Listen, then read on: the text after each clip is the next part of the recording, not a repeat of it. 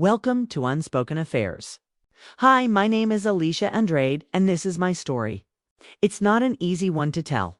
It's about choices, mistakes, and the kind of secrets that can tear a family apart.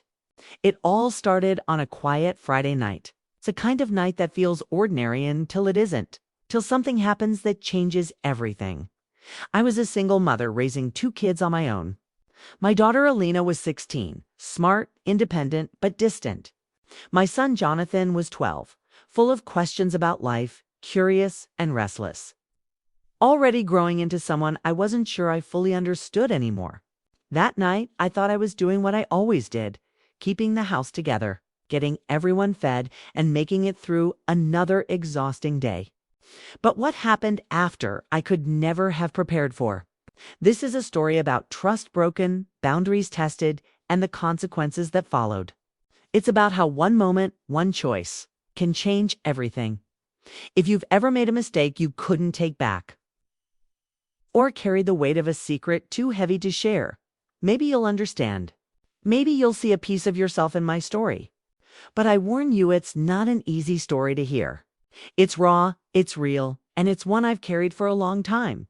So let me take you back to that night. The night everything changed. It started like any other evening. Dinner was tense, like it often was. Alina scrolled endlessly through her phone while Jonathan picked at his food, trying to spark arguments just to get her attention. The two of them bickered constantly over the most trivial things, the television remote, the last slice of pizza, who got to use the bathroom first. I remember staring at my plate, absent-mindedly moving food around with my fork, thinking about bills, about work, about how much of my life had slipped into this routine of survival.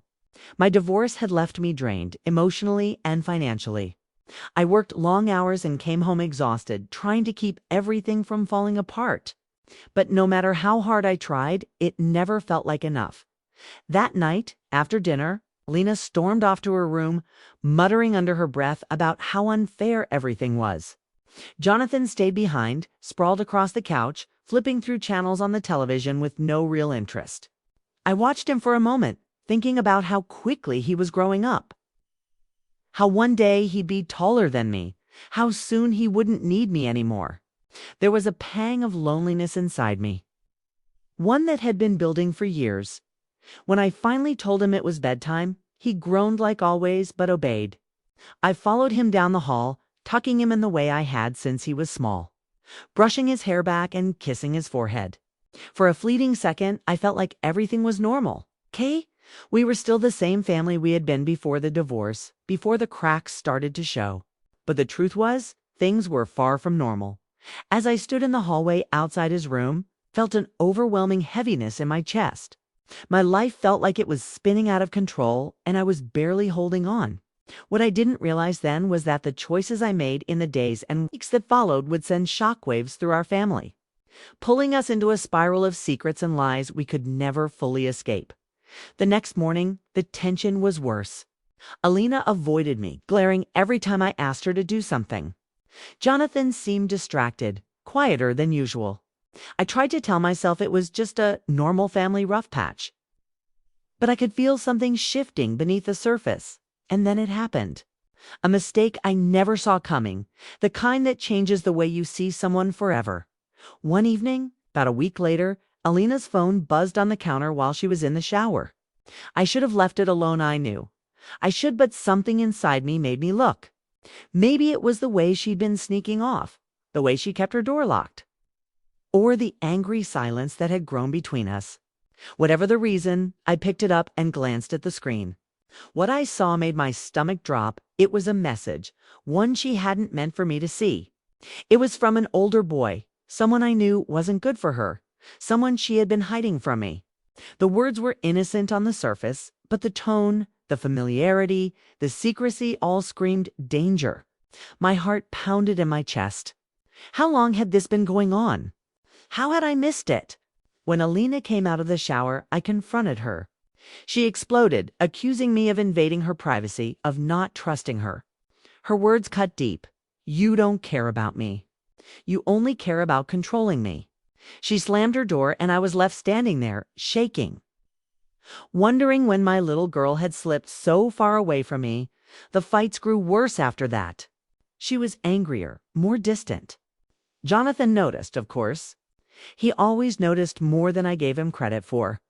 One night, when I thought he was asleep, he came into the living room where I sat with a glass of wine, staring blankly at the television. "Mom," he said softly, "why are you and Alina always mad at each other?" His voice broke something in me. I wanted to tell him everything, but instead I just shook my head and said, "It's complicated." He nodded, accepting that answer even though I knew he deserved better. The days turned into weeks, and I could feel myself unraveling.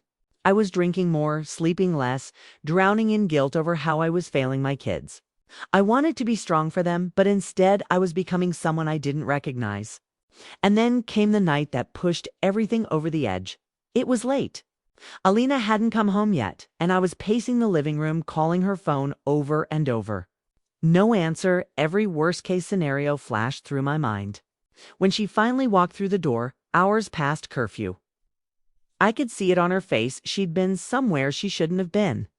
Her makeup was smudged, her hair a mess, and her eyes burned with defiance. "Where were you?" I demanded out. She shot back. "With who?" "None of your business." The argument escalated quickly, voices rising until Jonathan appeared in the doorway, wide-eyed and frightened. I realized then that our fights weren't just breaking me and Alina apart. They were tearing him apart too.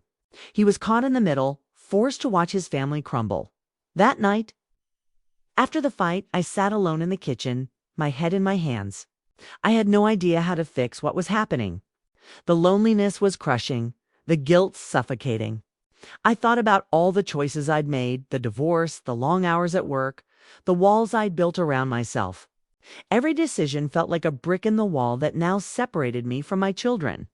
In the weeks that followed, the secret of Elena's hidden relationship continued to haunt us. She denied it at first, then admitted pieces of the truth, then twisted it back around on me, blaming me for driving her away. Jonathan grew more withdrawn, retreating into his room, into video games, into silence. I felt like I was losing both of them, and no matter what I did, couldn't stop it. But here's the thing about secrets. They don't stay buried forever.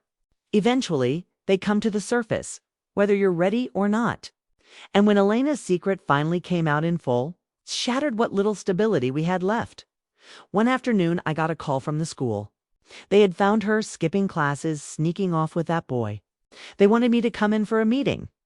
Sitting in that office, listening to the principal talk about my daughter's choices, I felt like the ground had disappeared beneath my feet. I wanted to scream, to cry, to beg someone to tell me what to do. But all I could do was nod and promise I'd handle it. That night, when we got home, I sat Alina down and told her the truth. I wasn't angry, I was terrified. I told her how much I loved her, how scared I was of losing her, how I didn't want her to make choices she couldn't take back. For the first time in weeks, her eyes softened. She didn't say much, just listened. But I could see the walls starting to crack. Jonathan, too, seemed to sense the shift. One evening, he hugged me out of nowhere, whispering, "I don't want us to fight anymore." His words broke me open. I realized then that all the secrets, all the lies, all the guilt wasn't just my burden. It was theirs too. We were all carrying it, even if we didn't know it. The road back wasn't easy. It took time and tears and more arguments than I can count. But slowly, piece by piece, we started to rebuild. We learned to talk to each other again, to really listen. I started putting down the wine glass and picking up the phone to call my kids instead. I started being present even when it was hard. And maybe that's the real lesson in all of this.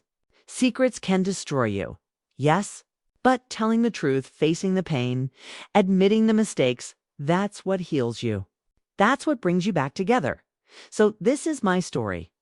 A story about mistakes, about secrets, about the damage we do when we're too scared to face the truth.